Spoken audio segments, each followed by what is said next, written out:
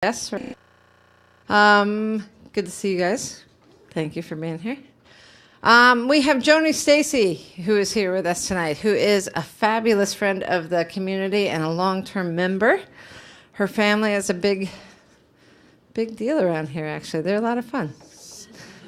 They're loud. They're loud. Joni is an attorney and does all kinds of work with the LGBT community and the transgender community, and has a story of her own about all of that, so I'm sure she'll share that with you as well. But we are honored and privileged to have her with us tonight.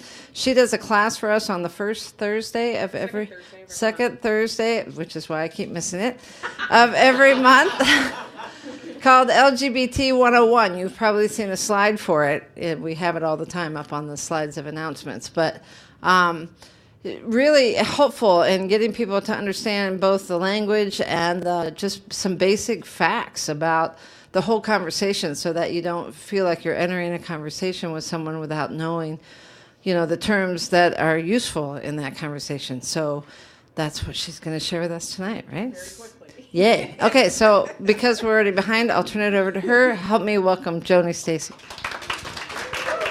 Thanks, everybody. And so PFLAG, for those of you who don't know, we were formerly Parents, Families, and Friends of Lesbians and Gays, but we have a 42-year history in the country, and we realize that that doesn't really fully encompass everybody that we love and serve and support. So we are now just the acronym PFLAG, and so that it more encompasses everybody that we serve.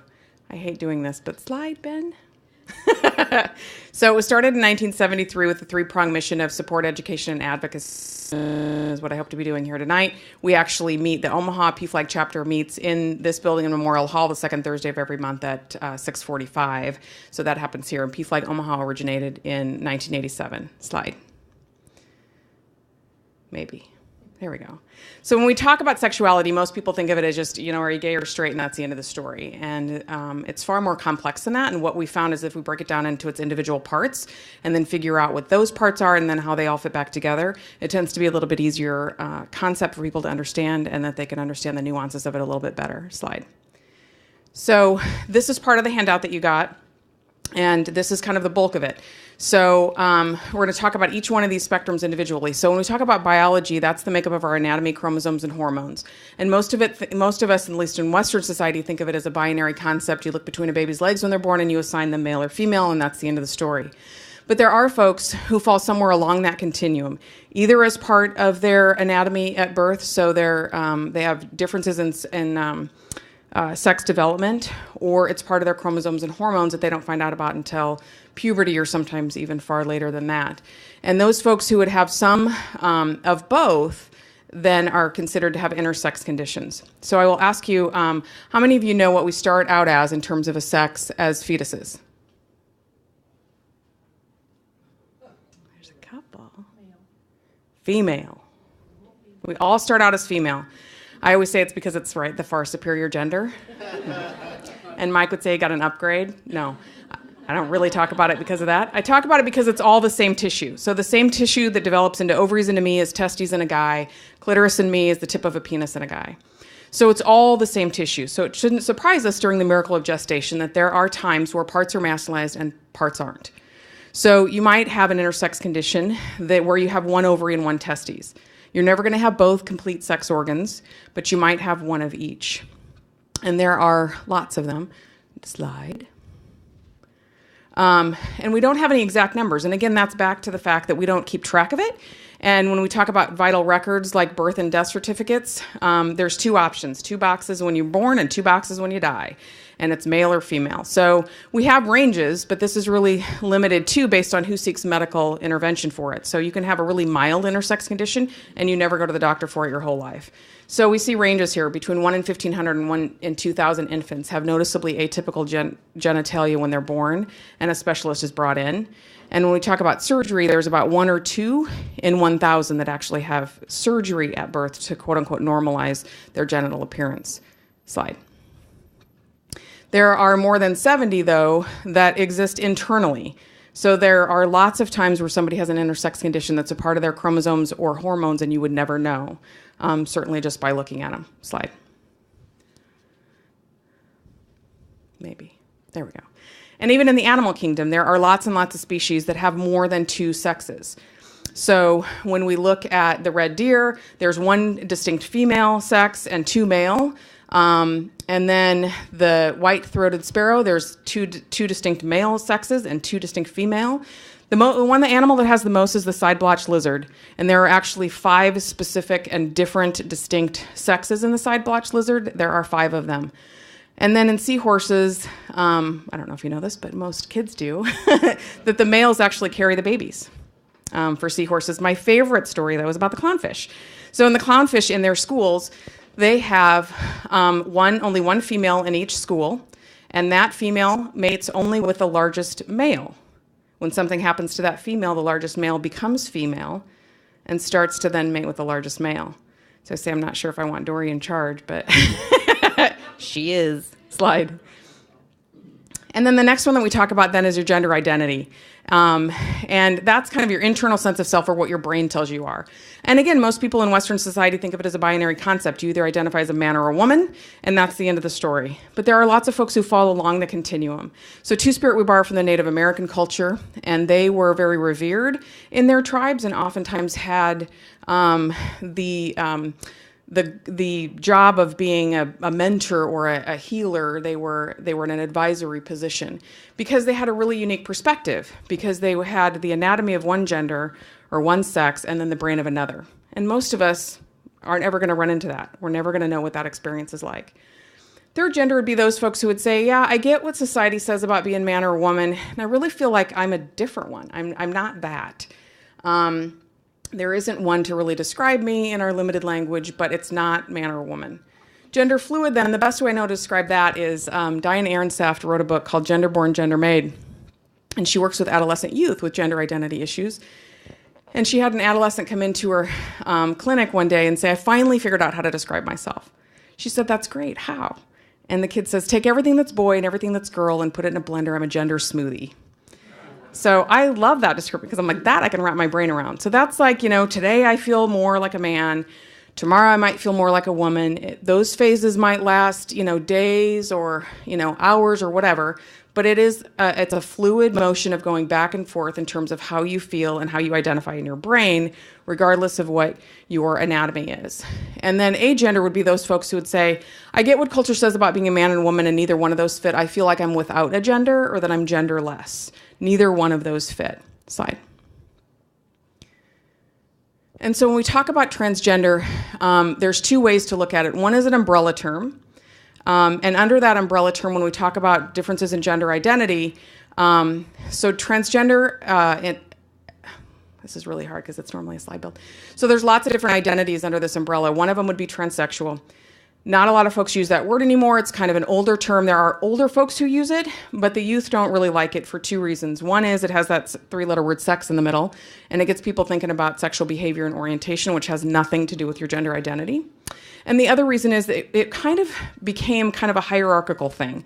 So that the folks who had identified a couple of decades ago would be transsexual if they had surgery. So it was kind of like I'm really, really transgender because I actually had surgery. And so I'm going to call myself transsexual. And I think the youth are they're not thrilled with that because there are lots of folks who are transgender who don't do anything surgically. And it doesn't mean that they're not transgender. It just means they either don't want it or can't access it. There's lots of different reasons that go behind that. So you'll still hear it, but not often from youth. And then you'll hear it also be a specific term in the umbrella where somebody's transitioning from one gender to the other. And you'll oftentimes hear things like F to M, M to F, M to F, trans woman, trans man, and people say, I'd love to support you, but I have no idea what the hell's going on. So the deal there is whatever's last is how they identify in their brain. So F to M means they were assigned female at birth, but identify as male, and that's where they're transitioning. So hopefully that helps. And we're going to skip over the pre-op, post-op. Gender fluid then and gender queer, again, are the gender smoothies. Oops. And agender are those folks that they feel like they don't match the sex they were assigned at birth, but they don't match the other one either. Slide. And then the third continuum that we'll talk about then is your gender expression. And that's how we communicate our gender. And we do that in really obvious ways in things like clothing and hairstyles and presence and absence of facial hair and things like that. But we also do it in more subtle ways like our tone and pitch of voice or our gait. tattoos, piercings, all those kinds of things are the way that we communicate our gender. And this one, I think, is the one that people have the easiest time understanding that it is a spectrum and it isn't a binary concept, because most people don't fall on either end. So normally I would ask you stereotypically, what does our society say about being feminine? And I'll hear things like pink and lace and frilly and fingernails done and makeup and all of those things. And so we come down to the fact that it's probably Barbie, right? That can't be reproduced in an actual human being, despite our best efforts. And so I would say that nobody's that. No offense to anybody in this room, but nobody's Barbie. Some of us try harder than others. And then at the other end, if you were talking about stereotypically masculine ways of expressing ourselves, I would oftentimes hear things like muscles and facial hair and being stocky and all of those things. And again, no offense to anybody in this room, but you're probably not that Neanderthal that you can't complete a sentence. So most of us would find ourselves somewhere on the continuum. And then androgynous is someone, that's the person when you're walking down the street and you kind of take a double take and you think, is that a guy or a gal? And then you find yourself kind of observing, did I see a boob? What was that? And then you find yourself kind of fixated that you want to put them in that box, or they're a guy or a girl. You don't really care. You're just kind of curious. Those are the folks that would be androgynous. So you can't tell by looking at them if they're a boy or a girl. And then, so most of us fit somewhere along this continuum. I always say I'm kind of about here. I will always have bling, because it always fits no matter what kind of day I'm having or what I had for breakfast. But you will never find me in a dress, ever. I just don't like it. That's not the way I communicate my gender. And if I could get away with comfy pants and a sweatshirt in the court, I would totally do it, but I can't. So I always say I'm kind of in between here. So I'm like, fall kind of right here. Slide. And our gender expression, or what our cultural rules are, they change over time. So this is a picture of a little boy in 1870, pleated skirt, patent leather shoes, Sunday best hat. Slide. I'm trying to do this as fast as I can. Ben, wake up. Thank you. Brother and sister from about 1905, dressed pretty much the same. And in the interest of full disclosure, right, that was before Pampers, so it really made sense to dress, no matter what gender you were or what sex you were, to dress you in white that could be bleached and no diapers. Slide. And here's our former President FDR, 1884. Curly hair, very fancy dress, very fancy shoes and hat. And so apparently they could afford the outfit and the photography, but not a decent haircut.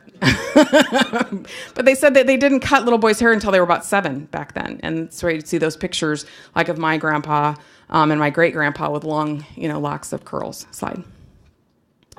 And then by the mid-1880s, there were still, even though drag for men was frowned upon, it was still acceptable in theater because, we have standards. And will allow drag in theater because it means that women can't act. And so they would rather have a guy in drag than let a woman be an actor. So that was still pretty common. Slide. And then we look at a boy paper doll set in 1910. We'd say that the doll looks pretty feminine in about half of the outfits. Slide. And by 1920, we look at this boy paper doll set, and the doll looks really feminine, and all of the outfits do. Slide. And there's an editorial, which I didn't bring, so I'll have to do by memory, that Aaron Saff's children's department published in a journal in June of 1918, and it reads, "There's been a great diversity of opinion on this subject, but the generally accepted rule is pink for the boy and blue for the girl. The reason being that pink, being a stronger and more decided color, is more suitable for the boy, while blue, which is more delicate and dainty, is prettier for the girl." Wow. So clearly that changed somewhere before email and Twitter. But yeah, we set the rules, we decide. Slide. And they do change over time. We got to skip that one too, sorry. Guess the hidden ones are still coming up too. So when we talk about that transgender umbrella, we talked about what it is in terms of your gender identity, for your gender identity to not match the sex you were assigned at birth. But when we use transgender as an umbrella term, it also applies to folks whose gender expression is nonconforming, meaning that their gender expression doesn't comport with what stereotypes say they should. And when we talk about being transgender, under the transgender umbrella as it relates to gender expression, we have these terms. You'll hear gender nonconforming and gender variant for kids. I'm not a big fan because it sounds like deviant and it sounds like there's something wrong, so we prefer gender creative or gender expansive. Cross-dressers are generally, but not always, straight men. And what that means is that you may want to cross-dress, so a guy wants to feel pretty, That does not mean they're transgender. It does not mean they're transitioning or want to. That has nothing to do with it. It solely relates to their gender expression or how they express themselves to the world. Drag kings and drag queens are those who cross-dress but for entertainment reasons, and I always say they just have a little better outfits. And then those folks who would present their gender expression androgynously are the ones, right, that don't pick one or the other. They just present right down the middle. Slide. As fast as I can. The last one then, spectrum, is your sexual orientation. And again, most of us would think of it as a binary concept. You like boys or girls. But there are lots of folks who fall along that continuum, and they might identify as bisexual. And that means that you're attracted to both men and women, but it doesn't have to be equally. You can be more attracted to men than women, or vice versa. You could be attracted more to masculinity than femininity. So there are lots of ways that folks identify as bisexual. And to dispel the myths right now, it doesn't involve groups of people. Just as I search the world over for the perfect boy for me, they too can choose to be monogamous. Because your sexual behavior is a choice, your orientation is not. We can decide whatever we want in terms of our sexual behavior, but we don't get to pick our orientation. Then the term pansexual is kind of a cousin term to bisexual, and they are both attracted to men and women, but they're attracted to all identities. So someone being transgender or intersex doesn't bother them. It's really a true search for a soulmate. And so the best way to describe being pansexual is that it's hearts, not parts. And then demisexual and asexual are cousin terms to each other. Someone who's asexual really doesn't have any physical attraction to either gender. I always tease that my husband accuses me of this, but it's not true. And then those folks who would identify as demisexual, if they have a strong emotional and romantic connection to somebody, they can have that physical attraction develop over time.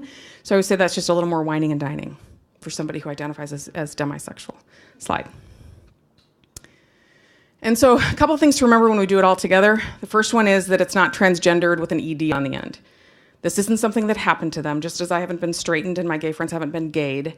They have not been transgendered, but you hear it a lot.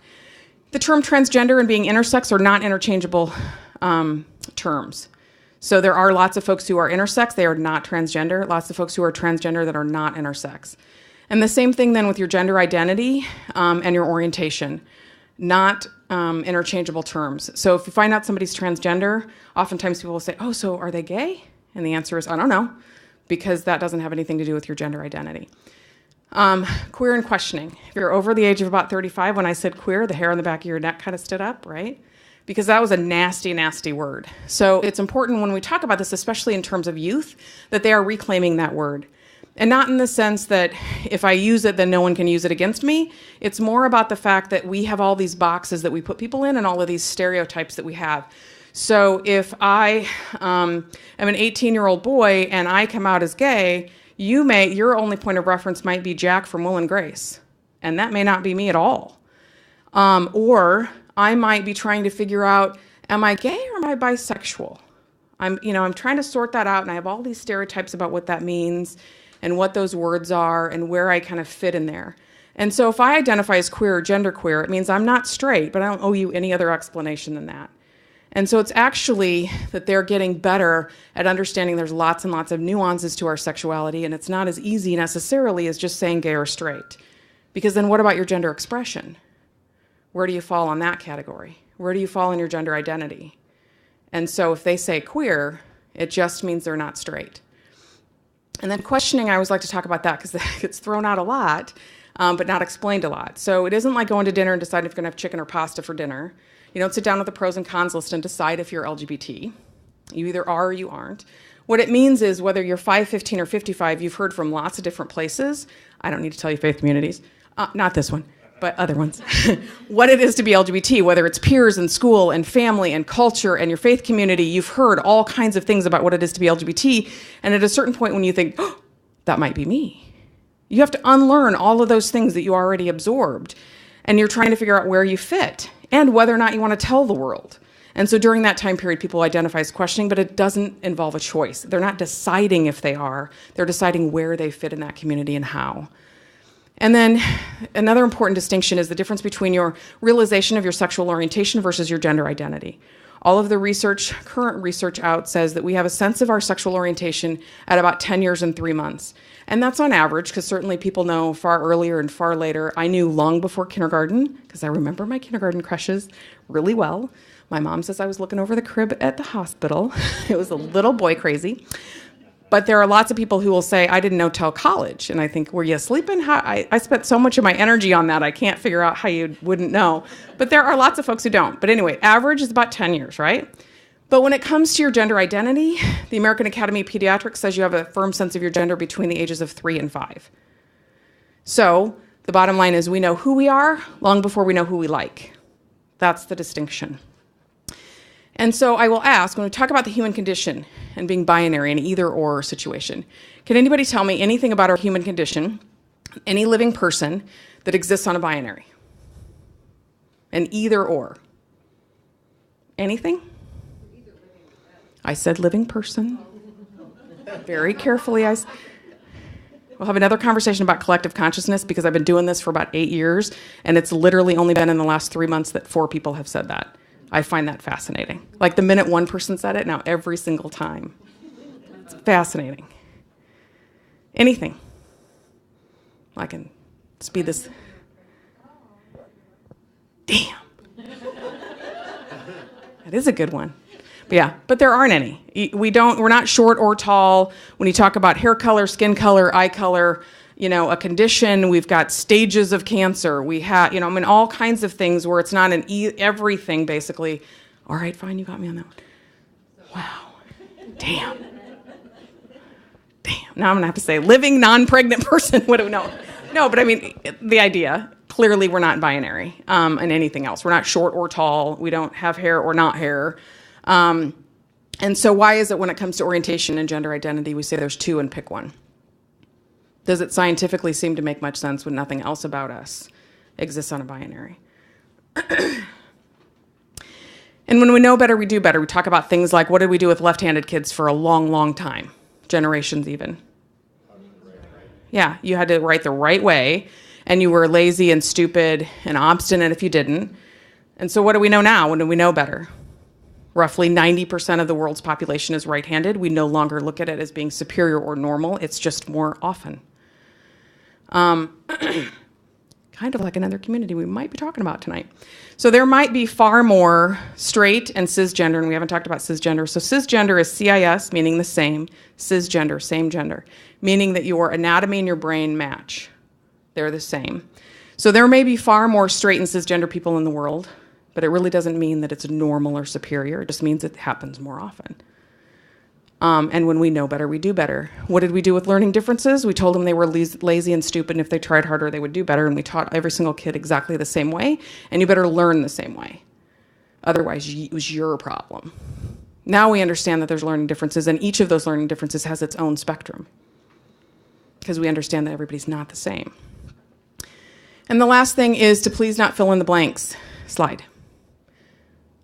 So when we look at all of them together, we might know where somebody falls on a couple of them, and we just fill in the blanks, and we all do it. So we think about the boy who wears pastel polos, is in the chess club and band, and walks with a bit of a swish, and we decide he's absolutely gay. Might not be. That has to do with gender expression, not necessarily, and you might be right, but not necessarily orientation. But the one where we make that mistake even more is the boy that wouldn't be caught dead in a pastel polo and is the quarterback of the football team and is gay. But we oftentimes say, can't be, doesn't look gay, he doesn't act gay, right? We don't know. He hasn't come out to you yet, then you don't know. But we decide that all the time, and I'm sure we are more than out of time. All right, we'll do slide. I don't even know what's next because I do a slide, man, and we'll see what's next. Can you play that? I love this. Can you play this? And that'll be it. It's just a couple minutes, or like a minute. This is Neil deGrasse Tyson, if you don't know who he is.